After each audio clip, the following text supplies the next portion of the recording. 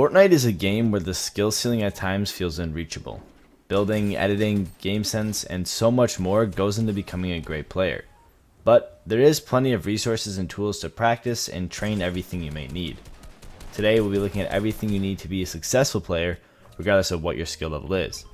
My goal is to make sure that no matter how good you are, you'll be walking out with something to practice and improve upon. Hey guys, welcome back to another video. Before we hop into today's, I have something pretty neat to show you guys. Today's video is sponsored by Ultimate Team Gear, and they absolutely hooked me up beyond belief. They sent me a couple of jerseys, but they also sent me a secret box that they wanted me to open up for the first time with you guys. And I was blown away, to say the least. Their jerseys are already cool, but they sent me my own custom jersey with my logo and banner decked out. They have everything from a Fortnite llama jersey to more versatile styles that can be used for more than just gaming. The jerseys are very comfortable as well. They're light and fit great overall, as you can see, and I would kind of relate the fabric to like a dry fit type of material. And they're comfortable enough to be wearing casually around the house or if you go out. I'd say they're overall a pretty nice feeling jersey. They have a whole ton of designs on their website, and ordering from them is easy and simple, as all you have to do is choose what design and color you want, and then you can customize it by adding your own name on the front and back, which is what I did for all of my jerseys. And then you're all set to add it to your cart. It's easy, fast, and customizable. The best way to improve overall is through your mechanics. Fortnite is a game that no matter what you do, you will never know everything it has to offer in terms of builds. Anything from normal pushes, high gun retakes, etc. There's just an endless catalog of builds and new things that are being learned every single day, because players are constantly developing new and unique builds that you might not ever even use in game, but having the mechanical ability to at least learn and be able to have them at your disposal will make learning the essential builds in the future easier, and overall will just raise your skill level. If you're constantly learning new builds or edit tricks, then you're constantly expanding on what you know and can possibly use in game. But learning new tricks isn't always simple, and mastering a build to the point where you can flawlessly execute it in game is important and needed to make sure that when you need to use something in a pinch, you're not going to cone yourself or place a wall in front of you and end up being punished for it. Personally, when I'm learning something new, I always like to take it slow and do it at a walking speed before going full out. By taking it slow, I get to see exactly where and what timing I have to place down certain sections of the build. For example, one build that comes to mind where this really shows true for me is when I first started practicing my Thwiffle cones. I kept placing cones right on my head and completely stopping my builds and any high ground retake I was attempting to do.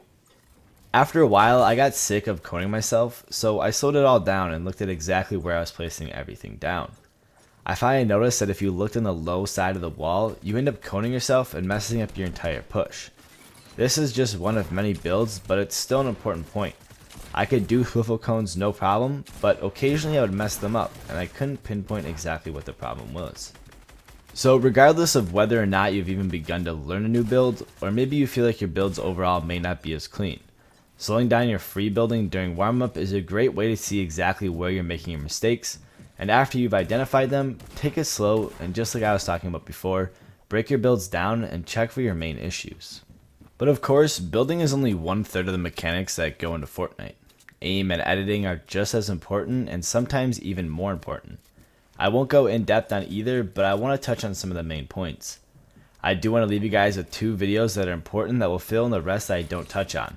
One for editing and one for aiming. Both will run through more than what I will touch on now, and will also provide you guys with some creative courses that you can use to practice, train, and warm up on. The videos will be on the very end screen and as well in the description. First, we'll take a look at editing, which by far has the most practice available, and has the largest skill gap. Nailing edits in between building, aiming, and editing is stressful in game, and the muscle memory to crank edits out smoothly doesn't come overnight. Since my editing video, I have released 2 maps that I want to mention separately, as they both are some of my favorite maps to help warm up and practice.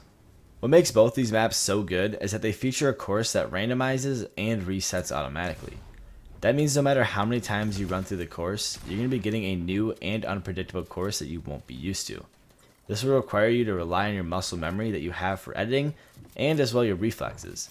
In comparison to other maps that are the same exact course every time, these maps will test how good you truly are at editing. But like I mentioned, there are 2 courses. One is a strictly editing course that will consist of more back-to-back edits to challenge how much you can handle. The newest course is a shotgun aim and edit course, I like this one a lot for warming up especially. It packs edit, aim, and shotgun shots all into one map, which is easily some of the best things to focus on to warm up.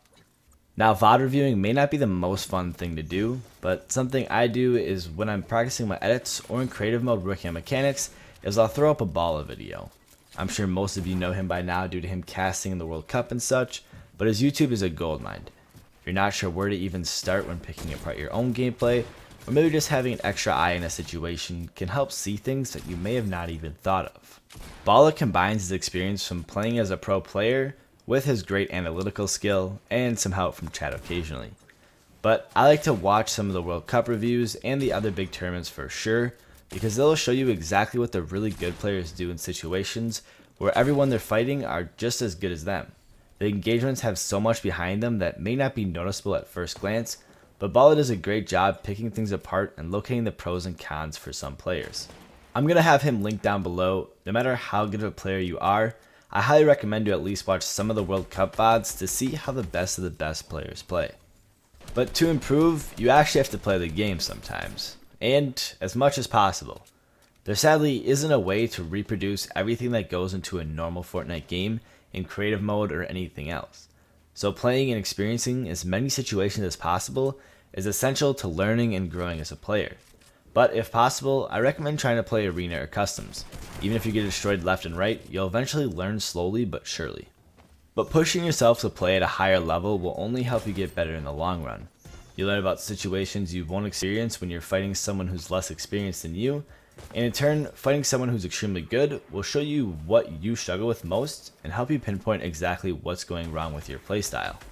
And of course, you can't improve without 1v1s. These are by far my favorite for so many reasons. They combine all your mechanics and force you to be actually good to win a 1v1. This is where you really have to put to the test if you can build as smooth as you think and that you can hit every edit and connect on all of your shots. You don't have anybody to fall back on, and you can only put it on yourself if you make mistakes. That's why it's the best way to figure out what you're doing wrong, and since there are plenty of people who want to 1v1, finding someone won't be too hard, and that's important. I've mentioned it before, but fighting as many players who have a different playstyle is important to make sure that you'll be ready for any playstyle within an actual game. And the best people to fight are those who whoop you hardcore, because that means they have found all of your weaknesses, and you should really look at what they do so well, because fixing those mistakes is going to help you get rid of your biggest weaknesses and improve the most as a player. But creative mode has a lot to offer for maps besides 1v1s and practice courses. Zone Wars is a fun and easy way to train and can help you fight in a semi-realistic style of a game. It's not going to be perfect, but it's the best we have. With the games only lasting a couple of minutes at a time, you get fast and fun games with quite a lot of engagements without the reset time of a normal match. I recommend that if you are still really antsy in game and that you panic quite a lot, get comfortable with Zone Wars. It's going to put you in a situation more intense than an actual game, and should make it so when you get into a normal fight within a regular game, you won't panic and choke as much.